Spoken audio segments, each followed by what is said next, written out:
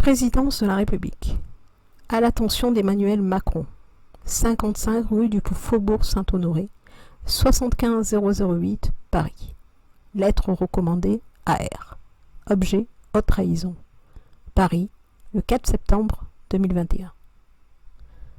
Monsieur, par la présente, je vous informe qu'à partir de ce jour, je ne vous considère plus en qualité de président de la République et comme garant de notre Constitution et de nos institutions.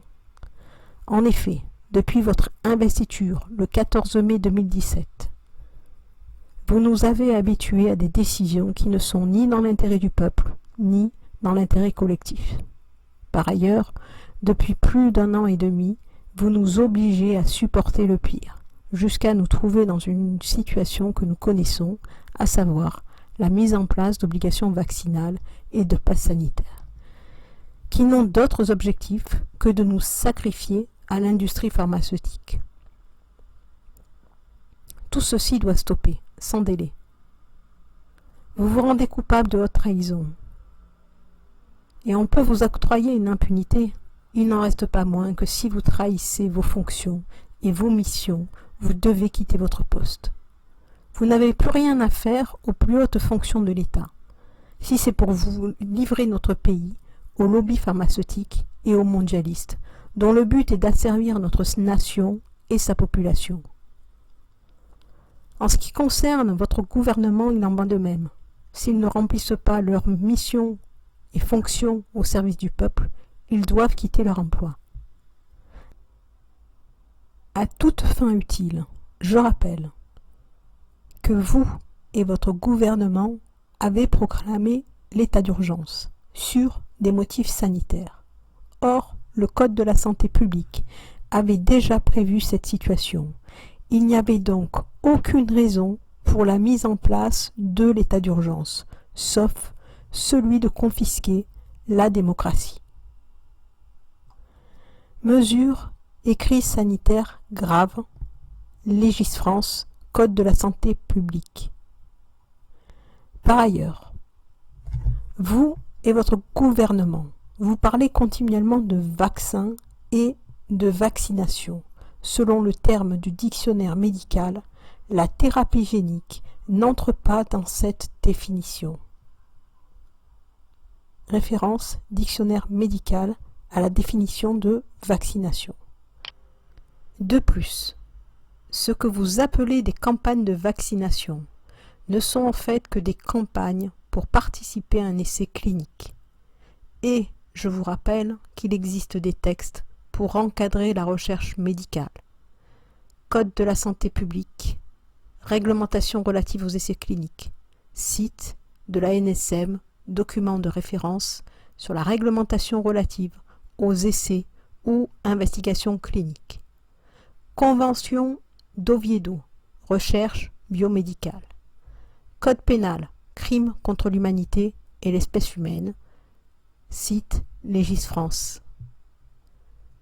Pour qu'un salarié du privé soit licencié, il faut commettre une seule faute. Pour un salarié de la fonction publique, c'est plus compliqué pour le révoquer. Mais grâce à vos décrets, ils pourront être révoqués parce qu'ils refusent de participer à un essai clinique et recevoir une injection potentiellement létale.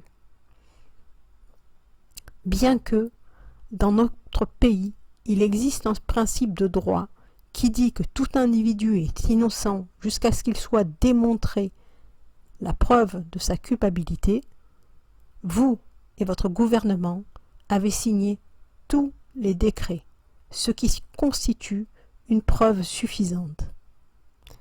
Aussi, nous pouvons considérer que vous et votre gouvernement transgressez les lois qui gouvernent notre nation et régissent l'ensemble de la population, en vous appuyant sur nos institutions et le service public pour les faire exécuter.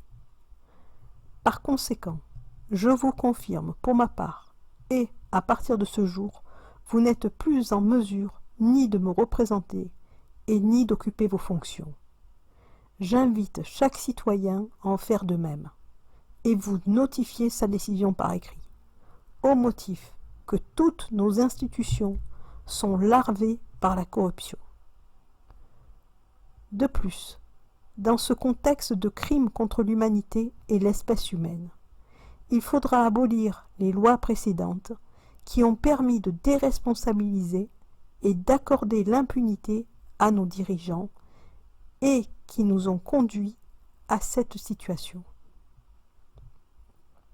Dans l'intérêt de la nation et de sa population, tous ceux qui sont au service de l'État doivent s'assurer d'agir dans l'intérêt du peuple et le bien commun. Les autres peuvent prendre la porte de sortie, sous peine de devoir répondre de leurs actes pour crimes contre l'humanité et l'espèce humaine. Aussi, il semble étonnant que dans un pays de droit, ceux-là même qui s'activent à faire les lois et les appliquer au peuple ne respectent pas eux-mêmes celles mises en place. Toutes les lois citées précédemment s'appliquent à tous, et pour ma part, j'obéis à ces lois. Il ne peut en être autrement pour vous, votre gouvernement et toutes les personnes du service public, ainsi que pour l'ensemble de la population.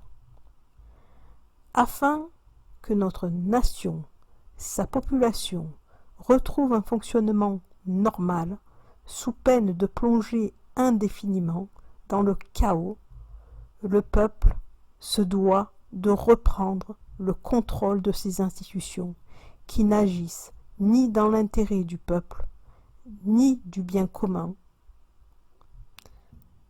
Veuillez recevoir, monsieur, mes respectueuses salutations.